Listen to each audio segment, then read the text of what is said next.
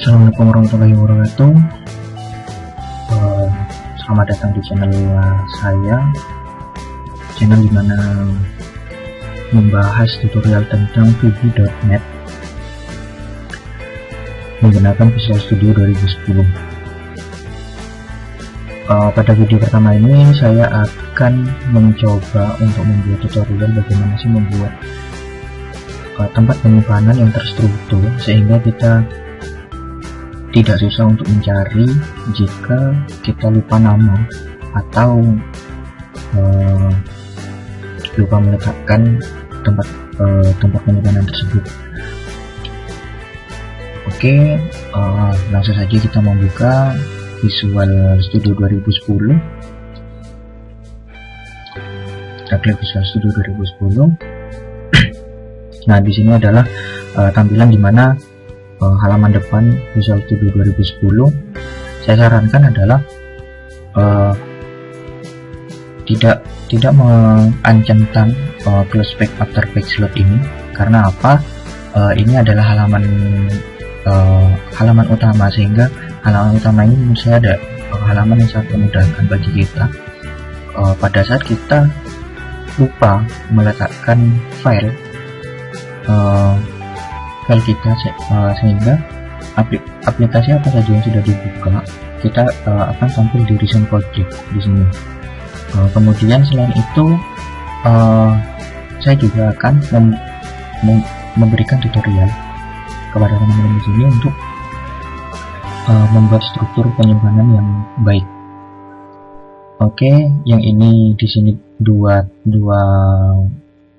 tulisan ini jangan diancam. Kemudian kita lakukan aja langsung di new project. Masuk di menu new project. Kemudian di sini ada aplikasi Visual Basic dan Visual C#. Nah, di kedua bahasa ini tergantung pada saat kita menginstal Visual Studio 2010 ini. Jika di sana dicentang pemilihan Visual C#, di sini C++, di sini juga akan ada Visual C++. Karena ini adalah VB.NET, jadi bahasanya adalah menggunakan bahasa Visual Basic. Kita akan pilih Visual Basic. Nah, di sini Visual Basic di sini disajikan beberapa pilihan form, yaitu untuk Windows, untuk web. Nah, jadi kita bisa menggunakan membuat aplikasi web dengan menggunakan Visual Basic ini. Jadi kode behind-nya menggunakan Visual Basic dan kode front end-nya bisa menggunakan ASPX. Oke, .NET Framework adalah adalah sebuah frame untuk bekerja. Jadi jika kita menggunakan .NET Framework ini, itu otomatis kita bisa menggunakan seluruh komponen-komponen yang ada di dalam Windows, sehingga kita bisa membuat aplikasi itu lebih powerful. Nah, .NET 3.5 digunakan untuk framework untuk Windows yang hanya mensupport hingga 3.5. Jadi kita bisa menggunakan mengkompatibilitaskan aplikasi yang kita buat terhadap calon komputer yang akan menggunakan aplikasi yang kita buat ini.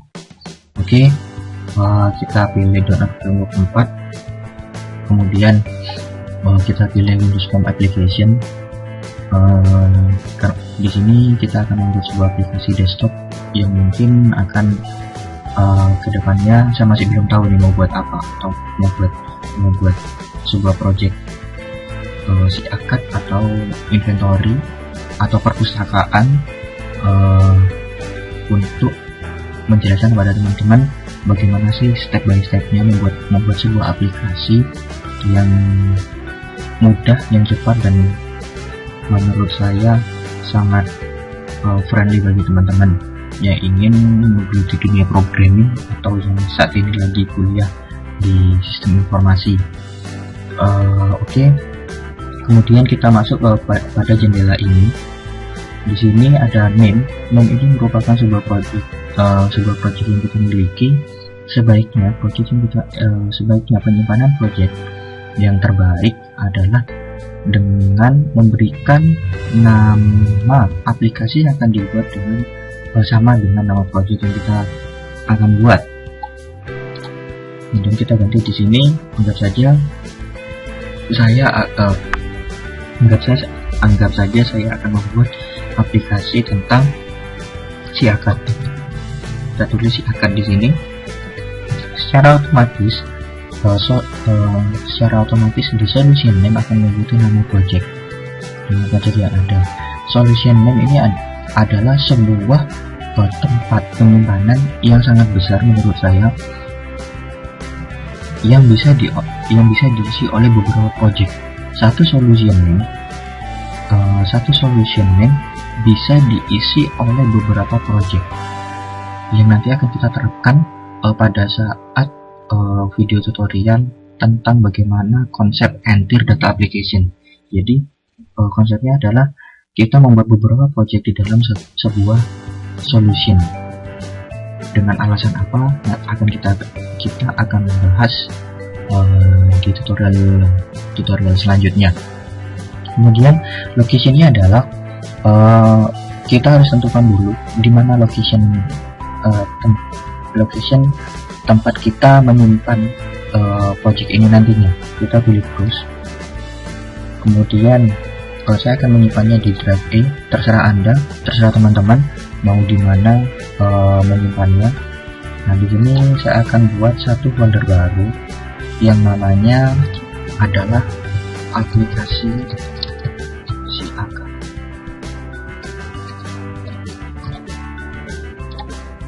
Kemudian klik aplikasi siakat, kemudian select folder. Nah, di sini sudah jadi aplikasi siakat. Kemudian klik OK.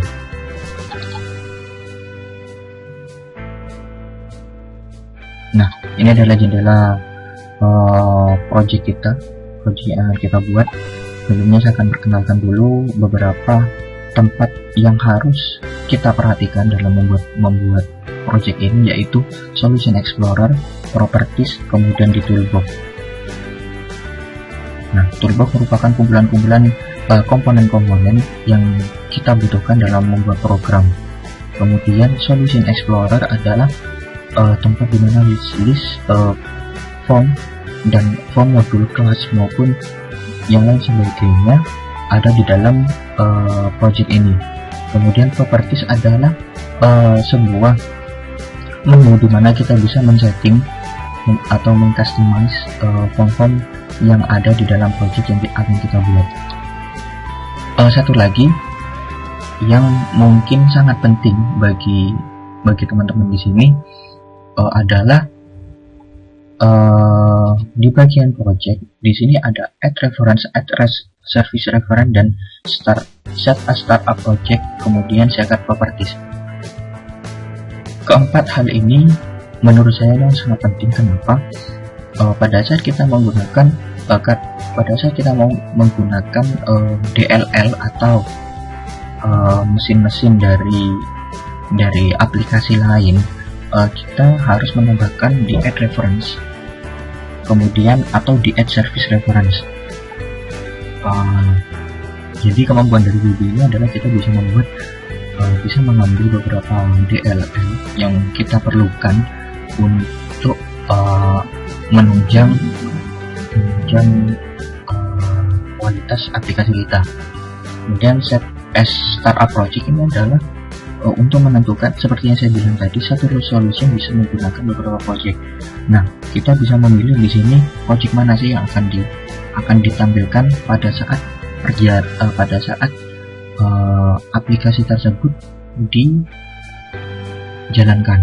Kemudian siakat properties adalah untuk mengatur solution, untuk mengatur atau men-setting solution yang ada di dalam aplikasi ini. Oke. Kemudian secara standar sebaiknya kita ganti nama form yang ada di sini, yaitu adalah si akad untuk menjelaskan identitas dari aplikasi yang kita buat. Kemudian name sebaiknya kita ubah dengan nama yang bisa diingat. Kenapa? Ini akan menunjang bagaimana cepat, mudah, dan efisiennya pada saat kita melakukan coding. Kita ganti standar dari Microsoft adalah form disingkat menjadi FRM, kemudian nama form itu sendiri.